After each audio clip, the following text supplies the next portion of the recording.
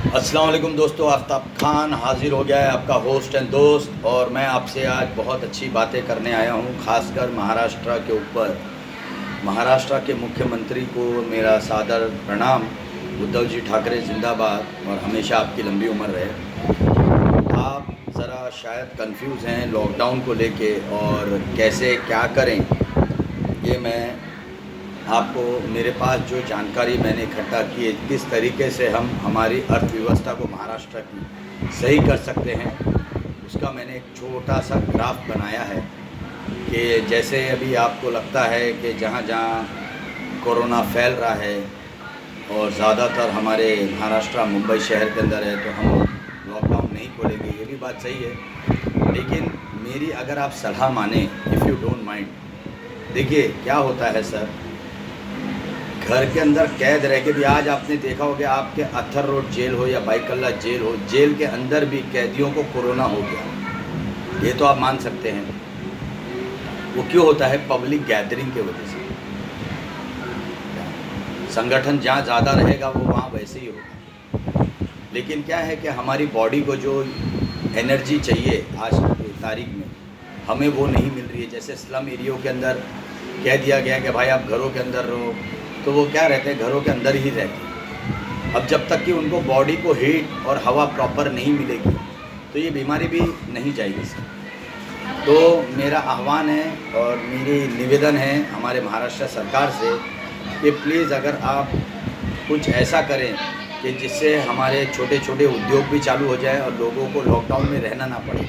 और ख़ासकर मेरे पुलिस मित्रों से मैं कहना चाहता हूँ, और मैं ACP, DCP, commissioner, IG, DIG से कहना चाहता हूँ कि आप कोरोना के एरियो से आप अपनी पुलिस टीम को हटा लें, क्योंकि पुलिस को सिर्फ पुलिस स्टेशन में रखें। अभी तो मोदी जी ने भी कह दिया है कि भाई हमको इसके साथ जीना होगा। तो हमें कैसे जीना होगा सर? जब हम रोड के बाहर निकलेंगे, गर्मी हमारी बॉडी को लगेगी, पसीना निकलेगा, टॉक्सिन निकलेगा, तभी हमारी बॉडी को एक्स्ट्रा एनर्जी मिलेगी। जब हमको एक्स्ट्रा एनर्जी नहीं मिलेगी तो हम तो और अंदर ही अंदर बीमार होंगे। स्लम के अंदर आपने देखा है, एक घर में कम से कम 8 से 10 लोग हैं। तो हम क्या चाहते हैं, जो काम काज वाली महिलाएं हैं और पुरुष हैं, केवल उनको हम उस स्लम से बाहर निकलने दिया जाए। और जो बच्चे हैं 1 महीने से लेके 17 साल तक की बच्चों को घर के अंदर ही रहने की इजाज़त हो। और सीनियर सिटीज़न को, बच्चे और सीनियर सिटीज़न का मेन मुद्दा है, आप ये समझ लीजिएगा। क्योंकि 16 से 17 साल वाले बच्चे जो बाहर घूमते हैं, फिर वो बाहर में आते हैं, जाते हैं, करते हैं इसके लिए। तो अगर हम सीनियर सिटीज़नों को घर के अंदर ही रखेंगे तो क्या है, घर खाली रहेगा तो उनको आराम हो सकता है। जब छोटे बच्चे 1 महीने से लेके 10 साल 11 साल के बच्चे घर में रहते हैं, और 15 साल 16 साल के 18 साल के भी लोग रहते हैं, उसके बाद शादीशुदा कपल रहते हैं, तो सब जब घर में रहते हैं तो एक ही जगह के अंदर एक ही एटमॉस्फेयर होता है, उसके अंदर जो ह्यूमन की हीट निकलती है। जब हमको एनर्जी नहीं मिल रही तो वो हमारे अंदर से जो एक्स्ट्रा एनर्जी जो बाहर स्प्रेड होती है, तो पता नहीं है कि हमको क्या बीमारी थी जो स्प्रेड हो रही है। तो उस बीमारी को ना लगने के लिए मेरे हिसाब से सुझाव है महाराष्ट्र सरकार को, अगर अच्छा लगे तो आप ये अपनाइए। और ये लॉकडाउन जल्द से जल्द यहाँ मुंबई शहर में खोलिए, उद्योग चालू करिए। जैसे छोटे छोटे फेरी वाले थे, दुकानदार थे, उन सबको दुकानें खोलने दीजिए। और पुलिस कर्मचारियों को सिर्फ इतना निर्देश दीजिए कि केवल जो हद से ज़्यादा रेड जोन है, उसके अंदर रिक्वेस्ट है मेरी कि पुलिस वाले कोई को लाठी चार्ज ना करें। समझाएं प्यार मोहब्बत से कि पुलिस भी इंसान है और पब्लिक भी इंसान है क्या। और रेड जोन को आप एकदम संभाल के रखें, बाकी जोन्स खोल दें, क्योंकि हमारा जो उद्योग है वो एकदम मर चुका है। और हम नहीं चाहेंगे कि हमारी महाराष्ट्र सरकार पे कोई तोहमत लगाए या इल्ज़ाम लगाए।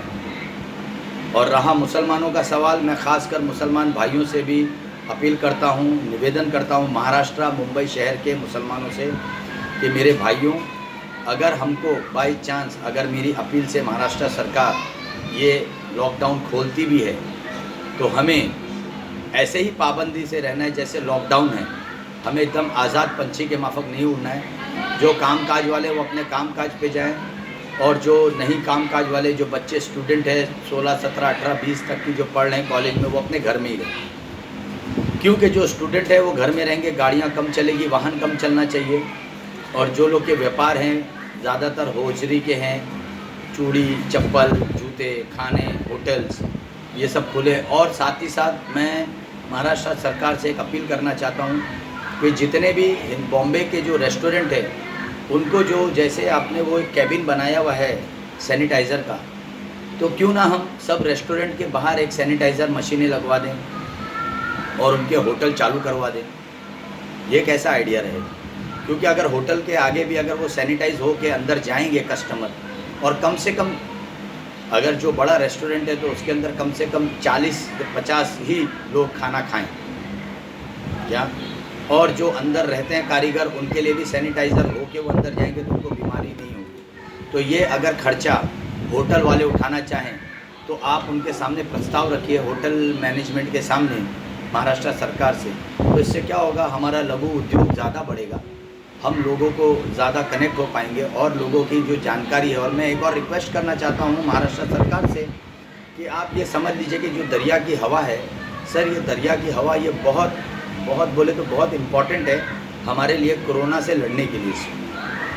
अगर आप दरियाओं को खोल देंगे, लोगों को वहाँ जाने देंगे, तो उस बीमारी को वो दरिया की हवा से भी बीमारी ख़त्म की जा सकती है। मैं दरिया किनारे ही रहता हूँ, समंदर किनारे, एकदम समंदर किनारे क्या, और आप समझ लीजिए कि कोई बीमारी नहीं माशाल्लाह से, और ना होगी, क्योंकि दरिया की जो हवा है इसके अंदर इतने हाई टॉक्सिन्स केमिकल्स आते हैं जो हमारी बॉडी को ले के अंदर हमारे वो जो गंदगी जो रहती है उसको मार देती है, ये आप समझ लीजिए। तो मेरी महाराष्ट्र सरकार उद्धव जी ठाकरे से और अगाड़ी सरकार से निवेदन है कि प्लीज़ आप लोग को अगर ये मेरा वीडियो अच्छा लगा हो तो प्लीज़ आप इस पर सुझाव विमर्श करें, और मुझे अगर आप मिलने का निवेदन देंगे तो मैं मिलने आऊँगा आपसे। मैं आपसे बहुत मोहब्बत करता हूँ सर, मैं आपका बहुत बड़ा फ़ैन हूँ और मैं एक दफ़ा आपसे मिलना चाहता हूँ पर्सनली, और कुछ अपने प्रस्ताव भी आपके सामने और भी अच्छे रखना चाहता हूँ जिससे हमारी महाराष्ट्र की उन्नति हो सके। इस वक्त जो स्थिति में आज हमारी महाराष्ट्र आ गई है। धन्यवाद। जय महाराष्ट्र, जय हिंद।